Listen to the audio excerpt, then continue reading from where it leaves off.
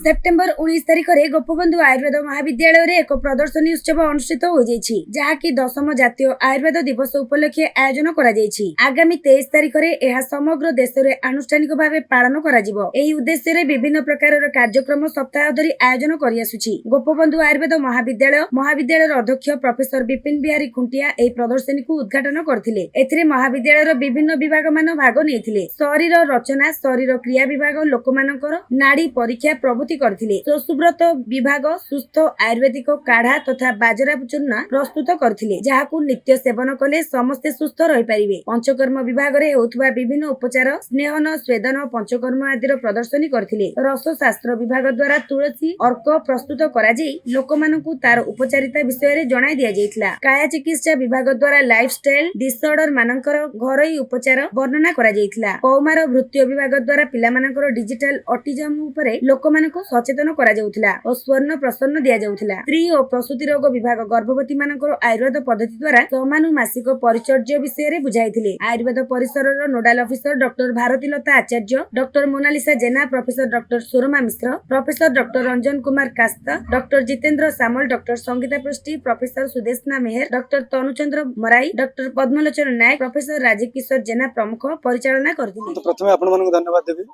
23 तारिख रे भारत सरकार आमर 10th आयुर्वेद दिवस पालन कर अवसर में आमको इंस्ट्रक्शन आसी पब्लिक अवेयरनेस प्रोग्राम सब करने। आज आम स्वर्णप्राशन हो स्वस्थ नारी सशक्त नारी प्रोग्राम हो गोटे आयुर्वेद एक्सपो आप देखिपे आपण मैंने जो सब डिपार्टमेंट सब सार मैंने सब छात्र मैंने मिसिकी गोटे एग्जिबिशन कर भितर आम जाइलु जो आमर वृद्धाश्रम को से फैकल्टी मैंने छात्र मैंने जाइए आम स्कूल को जाइलु अवेयरनेस प्रोग्राम करने की। तेणु मु निश्चित भाव में मोर फैकल्टी मानक छात्र मानक बहुत बहुत धन्यवाद देवी।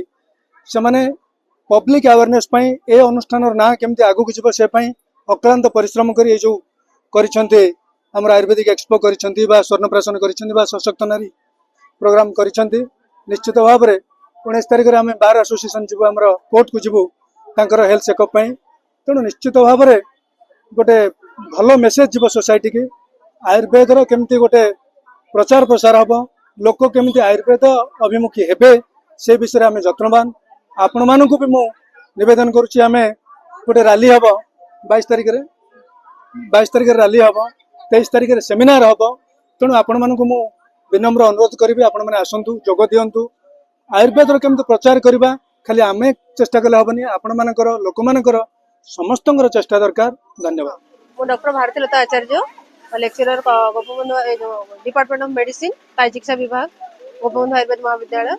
आमर 10th Ayurveda day 10th Ayurveda दिवस अवसर में मत यही प्रोग्राम नोडाल अफिसर भाव निर्णय करा आयुर्वेद दिवस उपलक्षे आपण मैंने जानी भारत प्रधानमंत्री केते मात्रा रे सहयोग रोचे केते मात्रा उत्साह रोचे कि आमर निजर साइंस भारत निजर साइंस आयुर्वेद ताको केमती प्रचार और प्रसार करबा सो दैट कि आमे ऑल ओवर वर्ल्ड रे हम आयुर्वेद प्रचारटा सबआडे हेबो समस्त यार उपयोग बा उपलब्धि करि परिबे यार सुविधा को। सेति पई का आमे एथरर प्रोग्राम रखा है गोटे सप्ताह प्रोग्राम जो आमे 15 तारिख ऑनवर्ड्स आम गोटे प्रतिदिन किछि प्रोग्राम कर चलीचु। प्रथम प्रोग्राम आम करथिलु वार्धक्य वृद्ध लोक मानकर ओल्ड एज होम रे जाइए से संपूर्ण हेल्थ चेकअप करूँ आयुर्वेद उपकारिता विषय कहूँ केबिन जीवन शैली से मेंटेन करेंगे से विषय में कहूँ। तापर आम दुईटा school government girls high school ये आमर पुरी आउ जिला स्कूल ए सब जगह आम जाई पिला मानक भी अवेयर करूँ केमी छोट छोट ये जिनस आयुर्वेद को आपणाई पारिबा आ निजे निरोग रही पारिबा। तापर आमर पुणी आज गोटे विराट बड़ एक्जिबिशन होईची जो थे सब डिपार्टमेंट रे कौन कौन कंट्रीब्यूशन रोचे जोड़ा आम कर पब्लिक रे छोट छोट प्रॉब्लम जेकोसी प्रॉब्लम केमी आम ये सुविधा नहीं पार आयुर्वेद से गोटे भल एक्जिबिशन आज ये कर जो आम स्वस्थव्रत डिपार्टमेंट तरफ गोटे आयुर्वेदिक फांट बा मांडियार तैयारी गोटे चूर्ण छतुआ ताकू केमती आम व्यवहार कर जोड़ा आम मिलेट उपर बहुत मात्रा चली चारिआडे अवेयरनेस जो जहाँ आम देह को अति मात्रा भल रखिबो।